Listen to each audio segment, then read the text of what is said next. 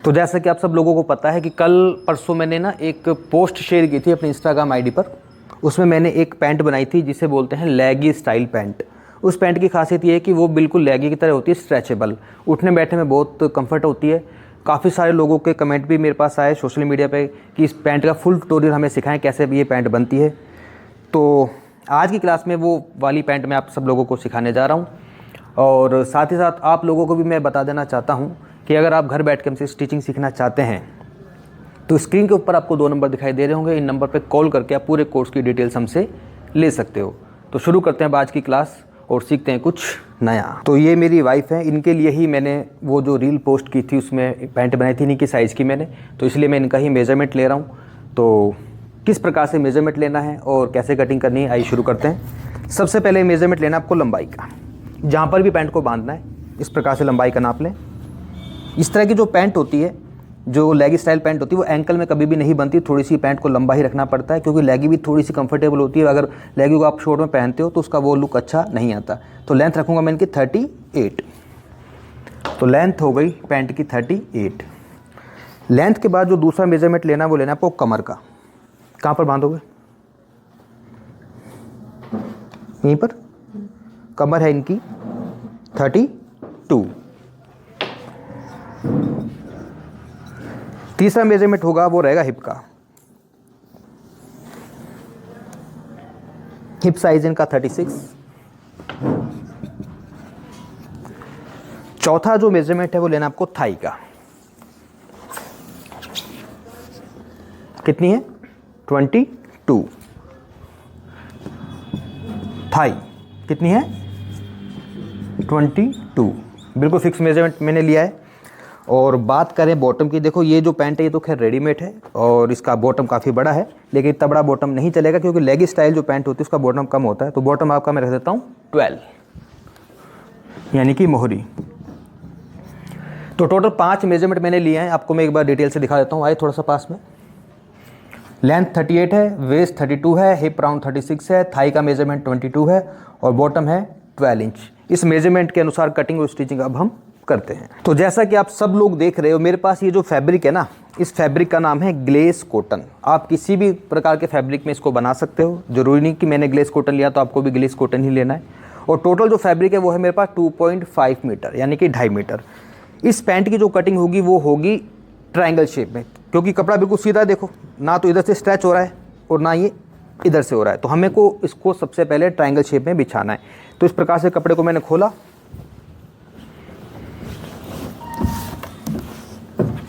और इसके बाद इसको हम ट्रायंगल शेप में बिछाएंगे। फ्रंट वाले पार्ट की कटिंग अलग होगी और बैक वाले की कटिंग अलग होगी। इस प्रकार से इस कपड़े को मैंने रखा बिल्कुल बराबर रखकर।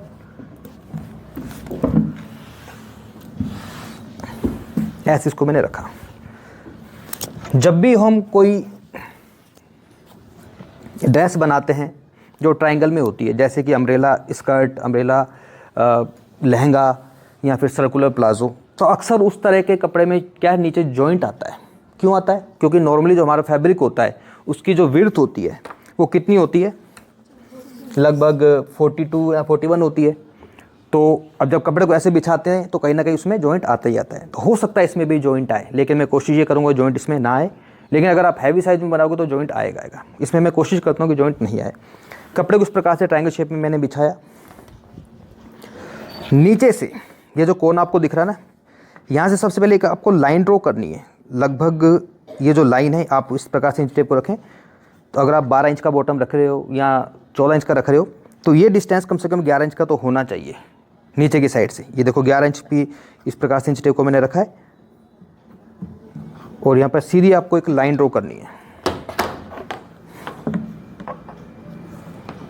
ये मैंने लाइन ड्रॉ करी। नीचे से फोल्ड करने के लिए मार्जिन जो आएगा कम ही आएगा, ज़्यादा मार्जिन नहीं लेते। 1 इंच का मार्जिन ले लो बस नीचे से फोल्ड करने के लिए, क्योंकि सिलाई लगती है इसमें। तो ये तो है नीचे वाला काम। अब बात करेंगे लंबाई की। इस जगह से आपको लंबाई लेनी है। पैंट की टोटल लंबाई क्या थी?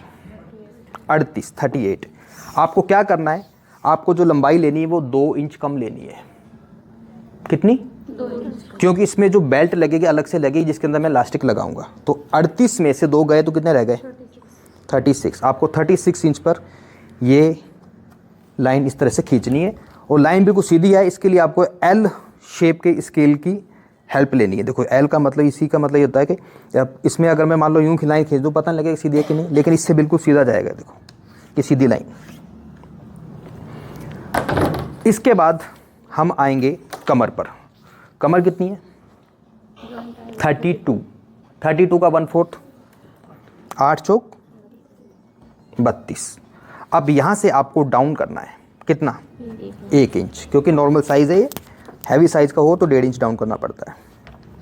ये मैंने डाउन कर दिया। अब लेंगे इसमें हम क्रोच एरिया। क्रोच एरिया निकालने का जो फार्मूला है वो ये है कि जो भी आपका हिप साइज है उसका 1/4 करो। हिप साइज क्या है?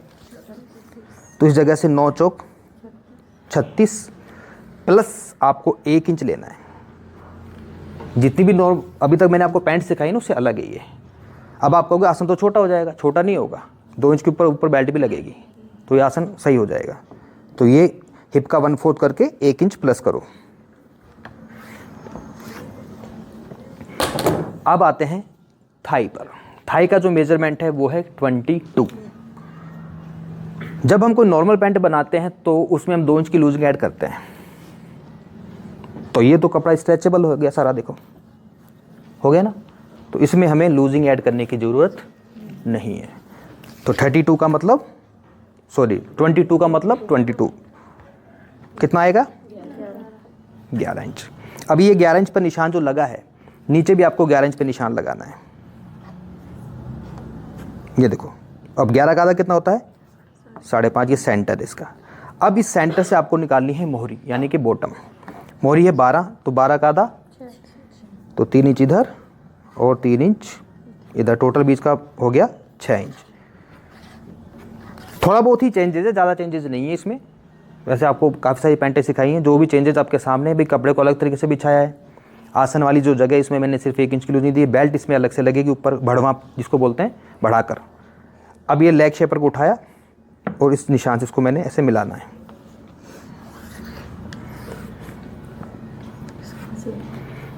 अब लेग शेपर को जो मैंने इस तरह से मिलाया है, अब इसको खुद की साइड ऐसे कर लो और नीचे वाला जो निशान है इससे इसको मिलाओ।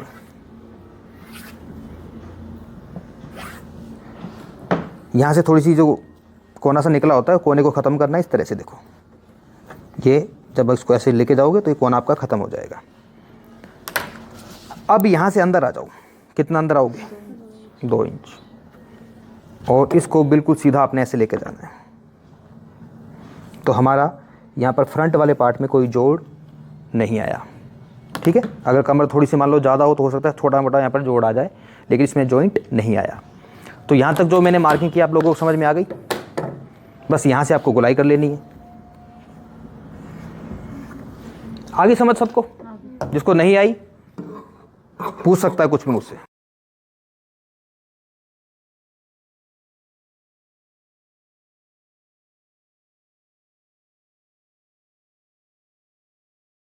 इलास्टिक के लिए मार्जिन आ गया इसके अंदर ऑटोमेटिकली। पता कहाँ से आया है? अभी दिखाता हूँ। कमर कितनी है इनकी? 32। 32 का 1/4 8। आगे एक्स्ट्रा जो कपड़ा ये मार्जिन है। अभी बैक साइड में और भी मार्जिन लेंगे, क्योंकि बैक साइड हम पीछे से बढ़ाकर कट करते हैं। तो ये तो फ्रंट वाला पार्ट है। अब इसका जो बैक वाला पार्ट है वो हम यहाँ से निकालेंगे।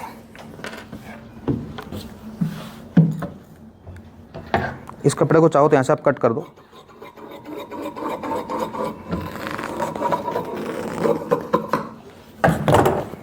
बैक वाले पार्ट को देखो मैं यहाँ से निकालूंगा।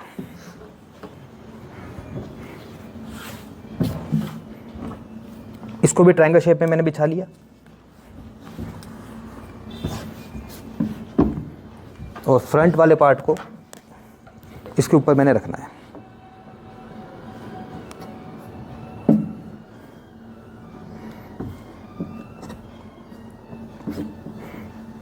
तो आराम से इसमें भी आ गया। और जहाँ तक मैं उम्मीद करता हूँ कि इसमें भी शायद जॉइंट नहीं आए, क्योंकि मीडियम साइज़ में तो जॉइंट नहीं आएगा। अगर बड़े साइज़ का होगा तो जॉइंट आ सकता है। देखो इस प्रकार से रखा मैंने। चेंजेस क्या क्या होंगे? इस जगह से आपको बढ़ना है। कितना? 2 इंच। नीचे से भी 2 इंच नीचे थोड़ा सा जॉइंट आ सकता है भाई, उसको ऊपर सरकाते हैं थोड़ा सा, या फिर एक तरीका और भी अपने पास, इसको थोड़ा सा मैं ऐसे कर लेता हूँ।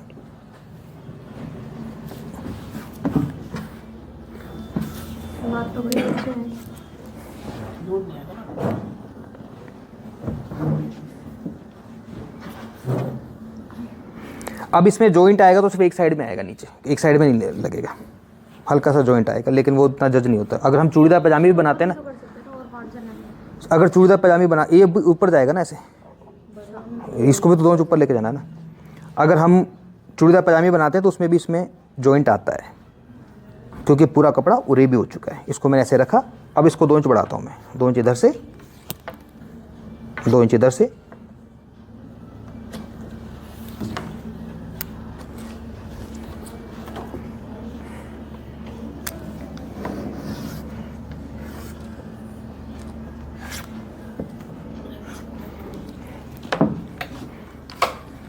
इस साइड से आप 2 की जगह चाहे 3 इंच भी बढ़ा लो, कोई दिक्कत नहीं है, क्योंकि लास्टिक में सारा का सारा है वो एडजस्ट हो जाता है। यहाँ से आगे से मैंने कितना डाउन किया था, 1 इंच, पीछे से 2 इंच उठाएंगे इसको।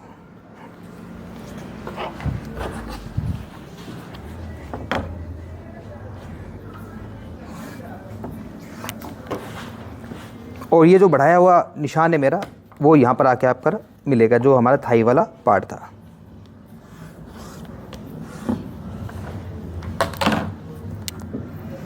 तो मैंने इसको इस तरीके से कट किया है कि इसमें एक छोटा सा जोड़ आया है, बस वो कहाँ पर आएगा, नीचे की साइड में। अब इसकी मैं करूँगा कटिंग।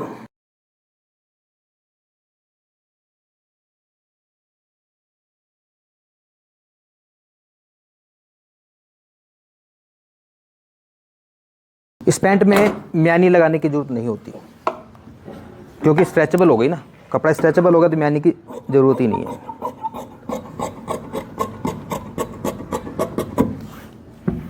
अब यहाँ पर जो है हमारा छोटा सा एक जॉइंट आएगा,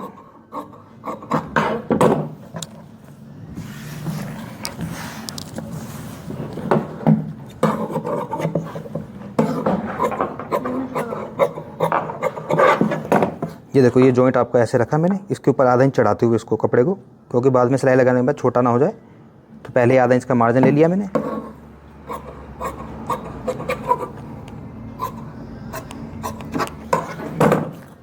तो ये हमारी पैंट जो है कट चुकी है। पैंट कटिंग करने के बाद अब इसका जो फ्रंट वाला पार्ट है इसको मैं उठाऊंगा और यहाँ पे मैं निशान लगाऊंगा, किस चीज़ का, पॉकेट का।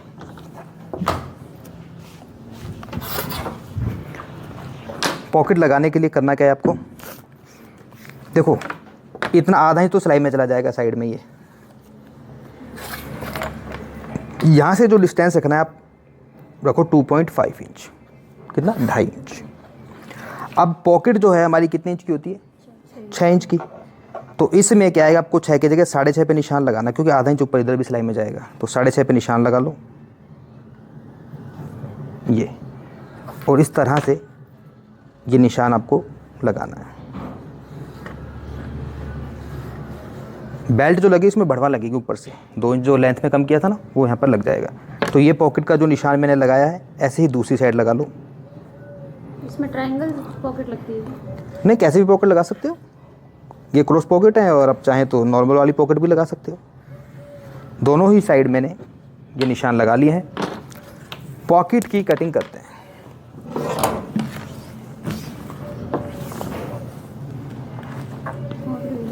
कपड़ा बहुत है, कपड़े की कोई टेंशन नहीं।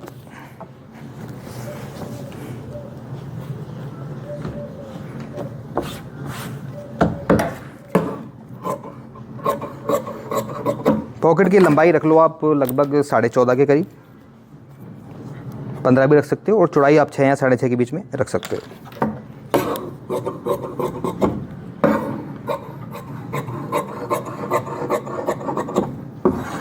एक पॉकेट जो मैंने कट करी है, जो ओपन वाली साइड है, इस जगह से आपको लगभग यहाँ से 1.5 इंच ऊपर आना है, और इस तरह से इसकी कटिंग करनी है। एक साइड की पॉकेट ये हो गई, एक साइड की पॉकेट और मैं कट कर लेता हूँ। पॉकेट मेरी कट हो चुकी है। अब इस कपड़े में क्या है कि आपको लग रहा होगा उल्टा सीधा, नहीं, इसमें उल्टा सीधा है, क्योंकि देखो एक तरफ शाइनिंग है और एक तरफ शाइनिंग नहीं है। निशान लगा लेता हूँ मैं उल्टे का, इधर शाइनिंग नहीं है। पॉकेट लगाने का तरीका आपको वैसे पता ही है, जैसे हम पॉकेट बनाते हैं तो पॉकेट को हमेशा सीधा रखा जाता है। ये देखो, ये पॉकेट का सीधा वाला हिस्सा है और पैंट का जो पार्ट है इसको इसके ऊपर उल्टा रखा मैंने ऐसे। और सबसे पहले क्या करना है, यहाँ पर एक सिलाई लगानी है और जैसे पॉकेट बनती है नॉर्मली वैसे पॉकेट को बनाना है। तो पॉकेट तो जैसे बनती है वैसे ही मैंने आपको दिखा दी बनाकर, क्योंकि अगर मैं हर चीज़ को बना के दिखाता हूँ तो वीडियो बहुत लंबी हो जाएगी और काफ़ी सारी वीडियोस मैंने बना रखी है पॉकेट की। पॉकेट बनाने के बाद इसकी मैं अच्छी तरह से आयरन कर लेता हूँ।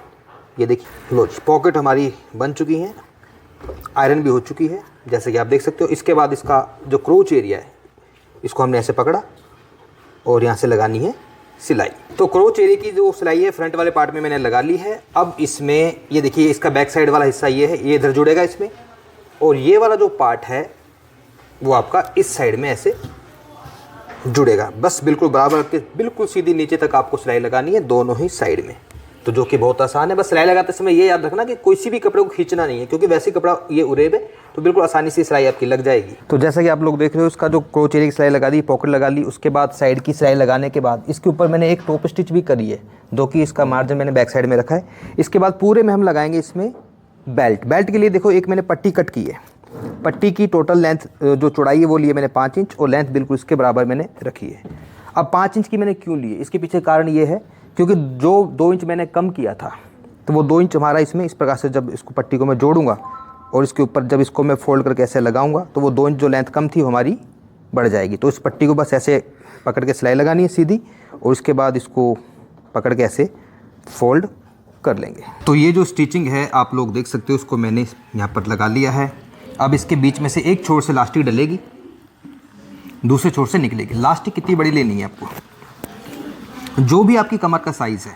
कमर कितनी थी 32, कितनी थी 32, ये फिक्स कमर है। इसमें से कम आपको 6 इंच लास्टिक कम लेनी है, तो 6 इंच लास्टिक मैं कम कर लेता हूँ और यहाँ से करूँगा इसकी मैं कटिंग। इस लास्टिक को एक छोर से डालूंगा मैं इस पिन की मदद से। ये देखो, इस तरह से मैं डालूंगा लास्टिक को और दूसरी साइड से लास्टिक को मैं निकालूंगा। तो जैसा कि आप सभी स्टूडेंट देख सकते हो, इसके अंदर इस लास्टिक को मैंने लगाया है। थोड़ा सा पास से दिखाता हूँ। देखो, एक साइड से लास्टिक में मैंने सिलाई लगाई इधर और एक साइड से मैंने इधर लगा ली, ताकि अपनी जगह से लास्टिक हिले ना। अब बिल्कुल सेंटर में इसको खींच के आपको एक सिलाई लगानी है, मैं आपको लगाकर दिखाता हूँ।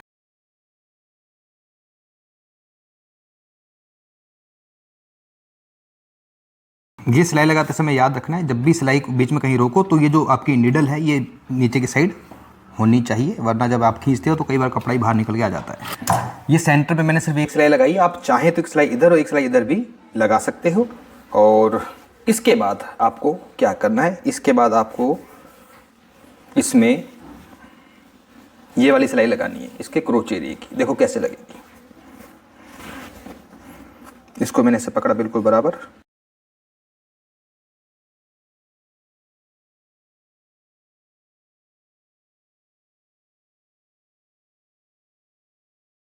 यहाँ पर थोड़ा सा ना मैंने मार्जिन ज़्यादा लिया है। पता क्यों ज़्यादा लिया मैंने, ताकि इस साइड से इसको मैं फोल्ड करके बंद कर सकूँ। ये देखो, इधर से मैं फोल्ड करूँगा इसको, ताकि इधर से बैक साइड से जो है थोड़ी फिनिशिंग आए। ये लास्टिक लगाने का मैंने आपको आसान तरीका बताया, तरीके और भी हैं लास्टिक लगाने के, लेकिन थोड़ा जल्दी हो जाता है, इस वजह से इस तरीके से मैंने आपको ये लास्टिक सिखाई है। और फिनिशिंग में भी आप देख सकते हो, इधर से बैक साइड से मैंने इसमें फिनिशिंग कर दी है।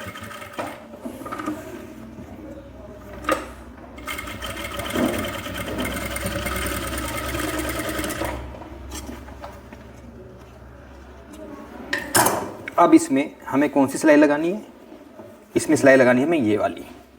देखो, यहाँ से इसको बिल्कुल बराबर पकड़ा मैंने, क्रोच एरिया बिल्कुल बराबर, यहाँ से सिलाई की शुरुआत होगी और इस साइड से इस सिलाई को हमने निकाल लेना। यहाँ पर एक साइड में जोड़ था, वह देखिए जोड़ मैंने पहले ही यहाँ पर लगा लिया था। सिलाई को लगाने के बाद बस नीचे से सिंपल जैसे सिलाई लग जाएगी, फिर आपको उसको ऐसे बस पकड़ के फोल्ड करना है और पैंट आपकी तैयार हो जाएगी। ये काम होने के बाद इसका फाइनल लुक आपको मैं दिखाता हूँ। तो पैंट का जो फाइनल लुक आप देख सकते हो, हालांकि अभी इस पैंट की मैंने प्रेस नहीं की है। पैंट को इस तरह से आप देखो, ये कितनी स्ट्रेच हो रही है, और उठने बैठने में भी कोई प्रॉब्लम नहीं है। एक बार उठ कर बैठ कर दिखाएं थोड़ा सा, कोई दिक्कत नहीं, कोई दिक्कत नहीं है। तो पॉकेट में हाथ डालना जरा सा, कंफर्टेबल है। और क्या कहूँ, बस यही कहना चाहता था। प्रेस अब इसकी मैंने नहीं करी क्योंकि मेरे पास थोड़ा टाइम कम था। मेरी क्लास शुरू होने वाली है, कौन सी क्लास? Live class. अगर आपको आज की वीडियो का ट्यूटोरियल पसंद आया हो तो वीडियो को लाइक करें, चैनल पे पहली बार तो प्लीज़ चैनल को सब्सक्राइब करें और हमें सपोर्ट करें, और एक बार टांग ऊपर करें ऐसे। Thank you very much.